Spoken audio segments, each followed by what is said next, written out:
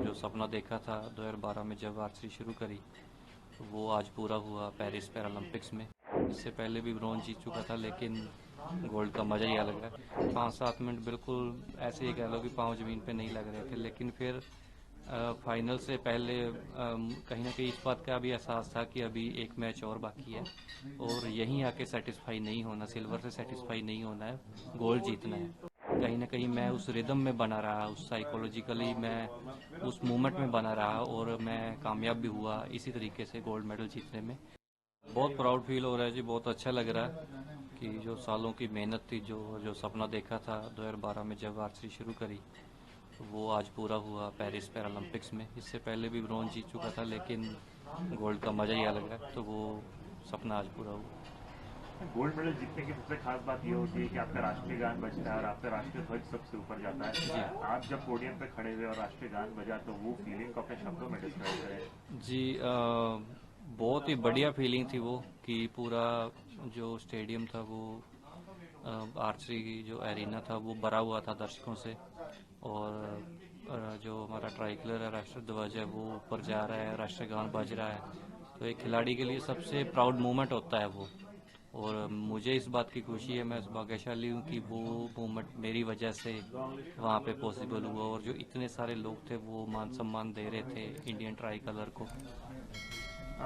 जब भी कोई गोल्ड मेडल जीतता है या मेडल जीतता है तो मोदी जी को खास में कॉन्ग्रेचुलेट करते हैं। पीएम जब कॉन्ग्रेचुलेट करता है किसी को तो कितना प्राउड मोमेंट होता है खिलाड़ी के लिए कि देश का प्रधानमंत्री आपको बधाई दे रहा है। जी, बहुत खुशी होती है कि जो देश के प्रधानमंत्री हैं वो खिलाड़ी को मेडल जीतने के बाद हौसला अफजाई करते हैं, यहाँ आने से पहले भी और मेडल जीतने के बाद भी। तो उन्होंने भी सोशल मीडिया के जरिए मुझे बधाई दी, अभी बात होने वाली है उनसे कल। तो बहुत खुशी होती है कि प्रधानमंत्री खुद खेलों को इतना सपोर्ट करते हैं, इतनी अच्छे से निगाह रखते हैं इन चीज़ों पर, खिलाड़ियों के लिए समय निकालते हैं, तो ये अच्छी बात है। आप ओवरऑल अपने परफॉर्मेंस के बारे में क्या बोलेंगे? आप क्या ओवरऑल अपना इंडिविजुअल में जो आपका गोल्ड आया, फिर आप मिक्स में मेडल से चूक गए थोड़े से जी। जी। तो आप ओवरऑल अपने परफॉर्मेंस के बारे में इस पैरालंपिक्स में क्या बोलेंगे? जी, देखिए हमारी तैयारी अच्छी थी। हमारी जो टीम थी साई सोनीपत में प्रैक्टिस कर रही थी और पहले दिन से ही हम दो इवेंट थे, इंडिविजुअल और मिक्स, हम दोनों में ही मेडल सोचकर चल रहे थे। हालांकि ये बात हम उस टाइम तक जाहिर नहीं करते बाहर, लेकिन आपस में टीम में जो हमारी रणनीति जो सलाह होती थी वो इसी बारे में होती थी। फिर हमारा फ्रांस में भी कैंप था 15 दिन का, तो इंडिविजुअल में मेरा मेडल आ गया था और अब मेरे से एक दिन पहले जो मेरी टीममेट थी पूजा, वो ब्रॉन्ज मेडल से पहले ही क्वार्टर फाइनल में बाहर हो गई थी।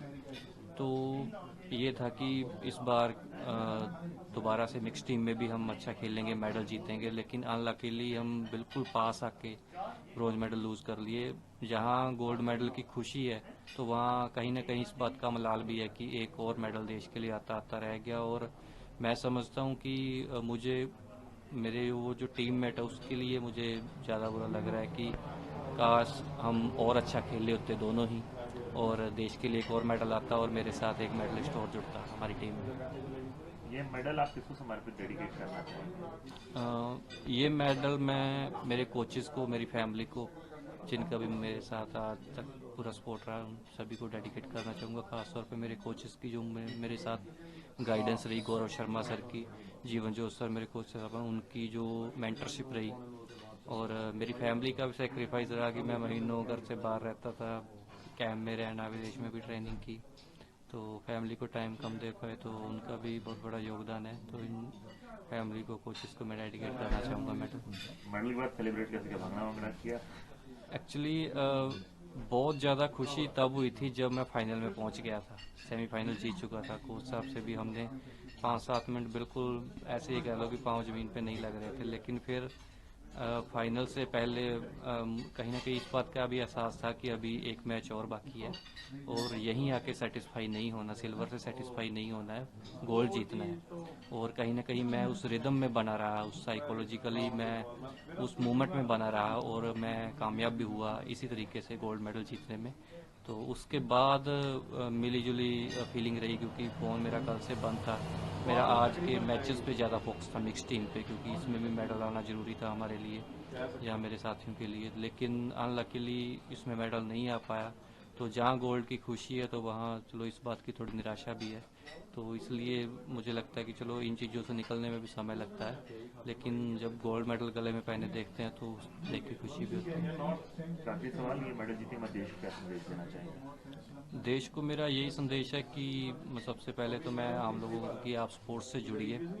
जो भी दिव्यांगजन है वो पैरा एथलेटिक्स में आए, पैरा स्पोर्ट्स में आए। तो यही संदेश है मेरा, और मेरे साथी खिलाड़ियों से भी जिनके मेडल आए हैं उनको शुभकामनाएं, बधाई। और जिनके नहीं आए वो अपने आप पर भरोसा रखें, अपनी